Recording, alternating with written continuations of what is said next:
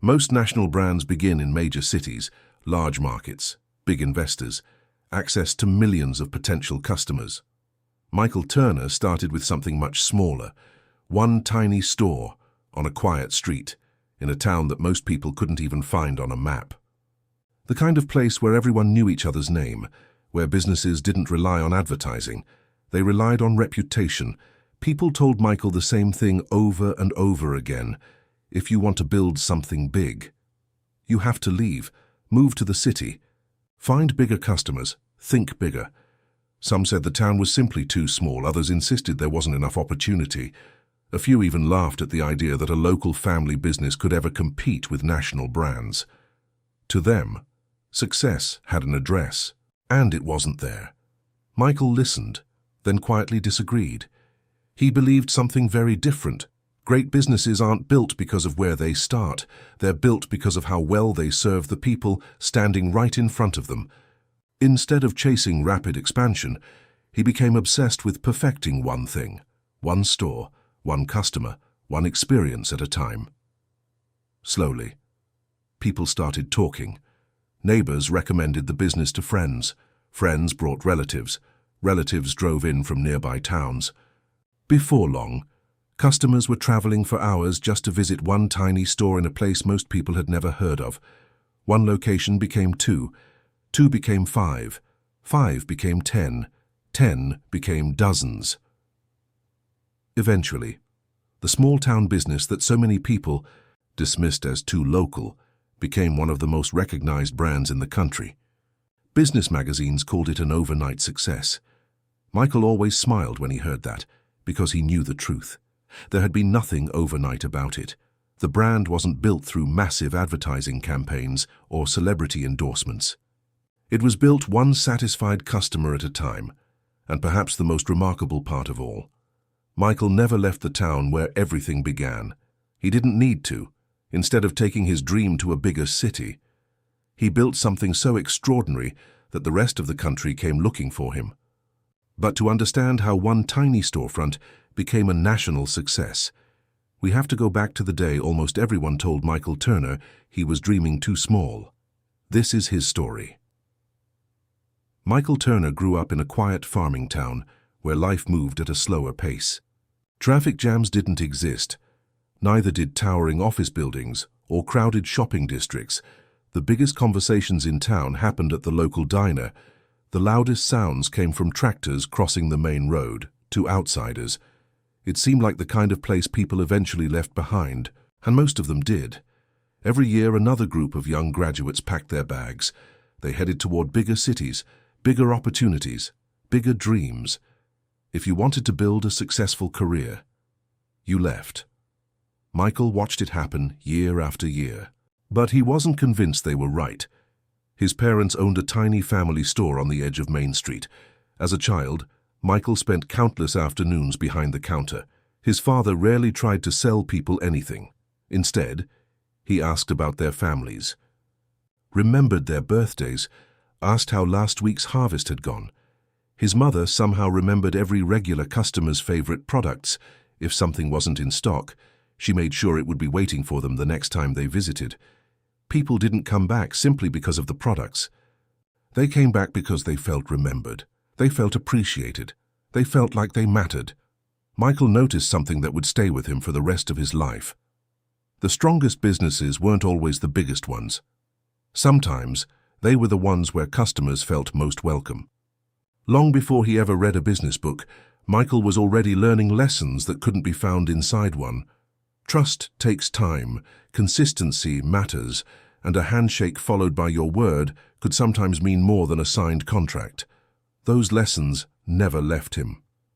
And without realizing it, his parents had given him the blueprint for a business that would one day reach far beyond the town where it all began.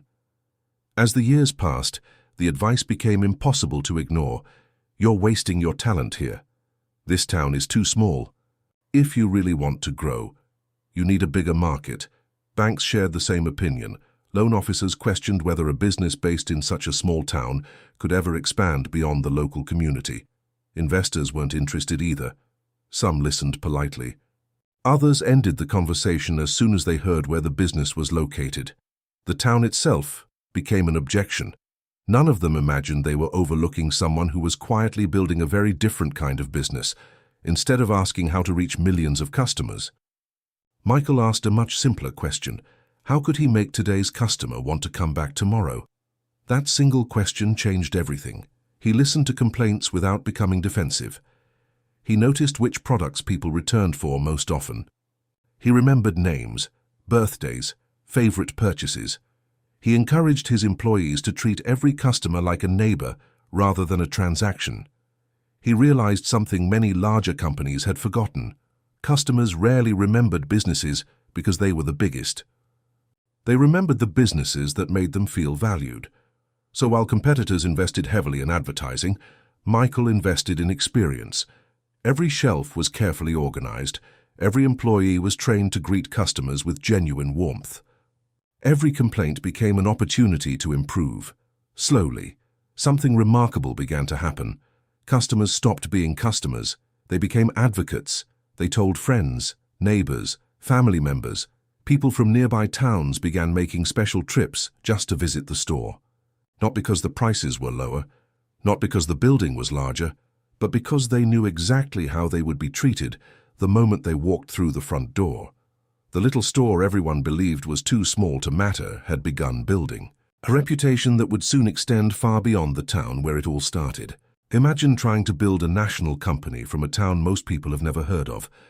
No major investors, no famous address, just one small store.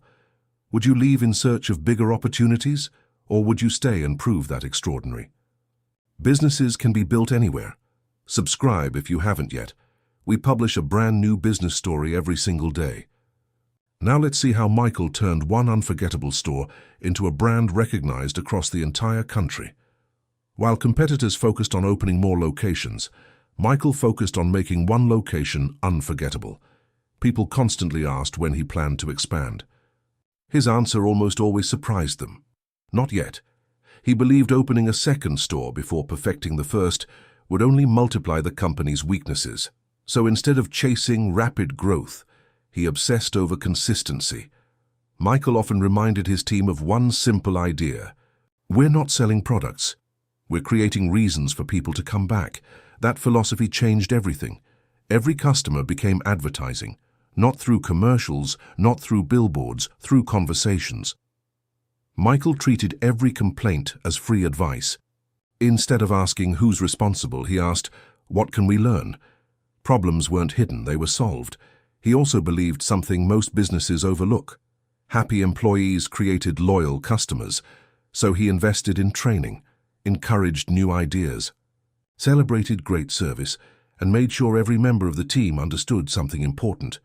Every interaction mattered, whether someone spent $5 or $500. Customers deserved the same attention, the same respect, the same experience. Over time, that culture became impossible to copy. Competitors could match prices, they could renovate their stores, they could launch bigger advertising campaigns, but they couldn't easily recreate the feeling customers experienced every time they walked through Michael's front door. Growth didn't happen because Michael chased it. It happened because trust spread faster than advertising ever could. Eventually, Michael knew the time had come. Not because investors were demanding faster growth, because he finally believed the first store had become the blueprint for every store that would follow. The second location opened, then a third, then a fourth, then another. Each new store looked different. Different neighborhoods, different customers, different communities. But one thing never changed: the experience. Every employee received the same training. Every manager learned the same philosophy. Every customer was treated with the same care that had made the original store so special. Michael often reminded his leadership team of one simple rule. If the second store doesn't feel like the first one, we're growing too fast. Expansion was never about opening the greatest number of locations. It was about protecting the reputation they had spent years building. Soon, local newspapers began writing about the unusual company that had started in a forgotten farming town. Business magazines followed. Television interviews came next. The same investors who had once dismissed Michael's ideas now requested meetings. Banks that had questioned the market competed for the opportunity to finance the company's expansion. Ironically, the opportunities everyone once told him he could only find in a big city eventually came looking for him. Within just a few years, the company had expanded across the country. What had once been a single storefront on a quiet street had become a household name. Millions of customers recognized the brand. Communities across the country welcomed it. Thousands of employees carried its values into communities Michael had never imagined reaching. Yet despite the remarkable growth, visitors who stepped into any location noticed something unusual. The atmosphere felt familiar, whether they entered the newest store in the largest city or the original location where everything had begun. That wasn't an accident. It was the result of thousands of small decisions made over many years. Because Michael had never tried to build hundreds of great stores, he had simply spent years learning how to build one. Again and again. Years later, visitors arriving at the IMIPE company's headquarters often noticed something unexpected. The building was modern, bright, elegant. Awards lined the walls, photographs celebrated major milestones, maps showed how the company had expanded across the country. Yet the object that drew the most attention wasn't a trophy or a framed newspaper headline.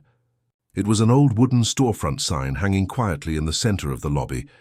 The paint had faded, the edges were worn, years of rain and sunlight had left their mark.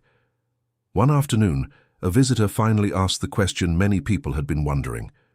"Why do you keep that old sign instead of replacing it with something more impressive?" Michael smiled, walked over to it, ran his hand gently across the weathered wood, then answered, "Because that's where people first believed in us." The room fell silent. That sign had once hung above the door of a tiny family store in a town most people had never heard of. Before the interviews, before the expansion, before the national recognition, it welcomed the very first customers who gave the business a chance. Every scratch reminded Michael of a challenge they had overcome. Every faded letter reminded him that trust had been earned long before the company became successful. Brands aren't built by advertising alone. They're built by promises kept, by consistent service, by treating people well when no one is watching, by earning trust one customer at a time. Looking back, Michael often shared the same lesson with young entrepreneurs. The second store didn't make us successful. He would pause for a moment, looking at the old sign that had started it all. Then quietly finish the thought. The first one did, because everything that followed, every new location, every loyal customer, every milestone, was simply the result of repeating the same principles that had made one small-town store unforgettable. Years earlier, people looked at that little storefront and saw a business with limited potential. Michael saw something very different. He saw a promise, one that, if honored every single day, could grow far beyond the town where it had begun. Michael's story reminds us that success isn't determined by your location, or your size, or the market where you begin. Extraordinary companies aren't built because they start in extraordinary places. They're built because ordinary people choose to do extraordinary work. Day after day, customer after customer. The world may tell you that you need a bigger city, a better opportunity, a more impressive address. Michael proved that sometimes the greatest opportunity is the one already standing right in front of you. Subscribe to Profit and Peril for more stories like this one, and leave a comment. Do you believe a great business can be built anywhere? I read every single one. Come back tomorrow. The next story might change the way you think. Years earlier, people saw one small storefront. Looking back, Michael realized he had never been building just another store. He had been building a reputation, and in the end, that reputation became the brand. See you tomorrow.